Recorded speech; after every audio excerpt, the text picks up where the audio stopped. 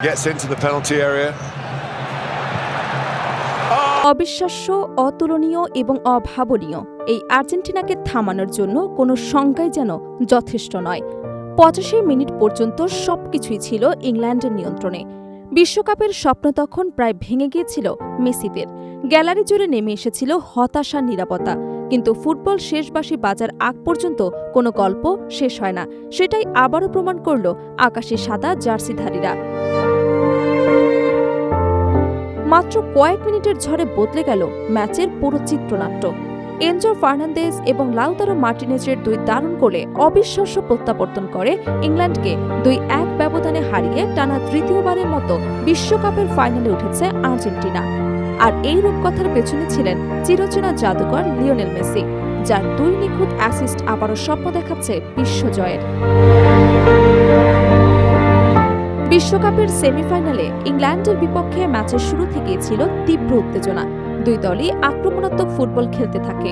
বলের দখল, দ্রুত পাসিং এবং পাল্টা আক্রমণে একের পর এক সুযোগ তৈরি হলেও প্রথম দিকে গোলের দেখা পায়নি আর্জেন্টিনা। অন্যদিকে ইংল্যান্ড নিজেদের পরিকল্পনা অনুযায়ী ম্যাচ নিয়ন্ত্রণ রাখতে সক্ষম হয় এবং এক পর্যায়ে এগিয়েও যায়। সময় যত গড়াতে থাকে ততই বাড়তে থাকে আর্জেন্টিনার সমর্থকদের উৎকণ্ঠা। ম্যাচের ৮৫ মিনিট পর্যন্ত স্কোর লাইন ছিল ইংল্যান্ডের পক্ষে। তখন অনেকেই ধরে নিয়েছিলেন এবার বুঝে শেষ হয়ে গেল আর্জেন্টিনার বিশ্বকাপ অভিযান। গ্যালারিতে নেমে আসে হতাশা, সামাজিক যোগাযোগ মাধ্যমে শুরু হয়ে যায় নানা আলোচনা।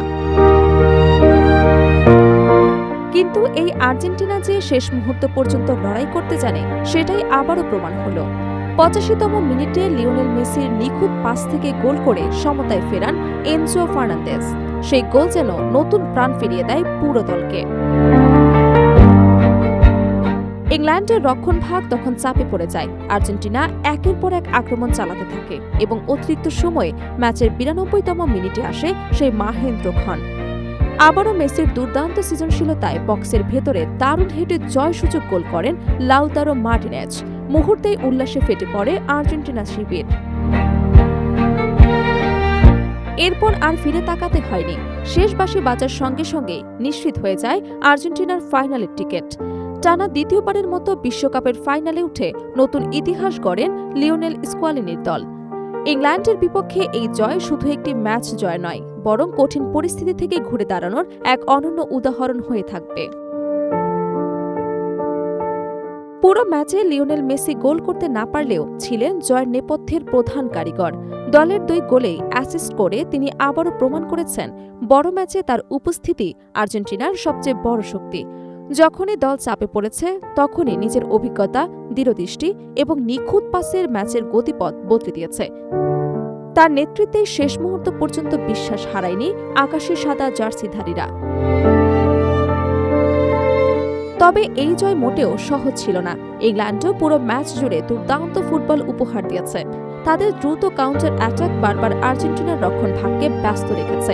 গোলরক্ষক এবং ডিফেন্ডারদের একাধিক গুরুত্বপূর্ণ হস্তক্ষেপ না থাকলে ম্যাচের ফল ভিন্ন হতে পারত। কিন্তু চাপের মুহূর্তে নিজেদের মানসিক দৃঢ়তা ধরে রাখার পাশাপাশি সুযোগগুলোকে কাজে লাগিয়ে শেষ হাসি হাসে আর্জেন্টিনা। এই জয়ের মধ্য দিয়ে আবারও একবার প্রমাণ হল বিশ্বকাপের বড় মঞ্চে আর্জেন্টিনাকে কখনোই সময় শেষ হওয়ার আগে বিদায় দেওয়া যায় না। শেষ মুহূর্ত পর্যন্ত লড়াই করার মানসিকতা, দলগত সমন্বয় এবং মেসির অনুপ্রেরণাই তাদের সবচেয়ে বড় শক্তি। এখন বিশ্বকাপ জয়ের স্বপ্ন থেকে আর মাত্র এক ধাপ দূরে আকাশের সাদা শিবির। ফাইনালে তাদের প্রতিপক্ষ স্পেন। ইউরোপের অন্যতম শক্তিশালী এই দলের বিপক্ষে শিরোপার লড়াই সহজ হবে না। তবে সেমিফাইনালের এই নাটকীয় জয় আর্জেন্টিনার আত্মবিশ্বাসকে পৌঁছে দিয়েছে অন্য উচ্চতায়। এখন প্রশ্ন একটাই, ফাইনালের মহারণে কি আবারও জাদু দেখাবেন লিওনেল মেসি? তার নেতৃত্বে কি বিশ্বকাপের ট্রফি আবার উঠবে আর্জেন্টিনার হাতে?